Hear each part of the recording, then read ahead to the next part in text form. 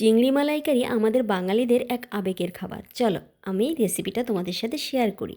আমি চিংড়ি মাছগুলো খুব ভালোভাবে ধুয়ে বেছে নিয়েছি। এরপর তেলে সামান্য পরিমাণ হলুদ আর লবণ দিয়ে হালকা পরিমাণ ভেজে নিয়েছি। এরপর পরিমাণ মতো সর্ষের তেল, গোটা গরম মশলা, সাথে পেঁয়াজ সব কিছু দিয়ে খুব সুন্দর করে নাড়াচাড়া করে লাল লাল করে ভেজে নেব।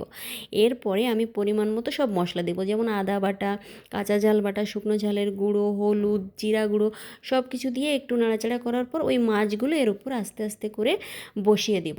তারপরে পরিমাণ মতো লবণ আর পরিমাণ মতো জল দিয়ে একটু ফুটে উঠতেই আমি আর কি এর মধ্যে দুধ দিয়ে দিব। মানে এখানে অনেক সময় নারকেলের দুধ যদি না হয় তাহলে কিন্তু একটু গুঁড়া দুধ গুলিয়ে নিয়ে সাথে একটু লেবু দিলে টেস্টের হেরফের একদমই হবে না, একদম একটা ওয়াও টেস্ট আসবে। তো আমার কিন্তু রান্নাটা শেষের পথে, শেষে একটু গরম মশলা দিব। আর চিনিটা আমি স্কিপ করে গেছি, অবশ্যই একটু চিনি দিতে হবে, তাহলে টেস্টটা অসাধারণ আসবে। আর এরপরে কিন্তু লুকটা দেখো, লুকটা কেমন এসেছে, জাস্ট লোভনীয়।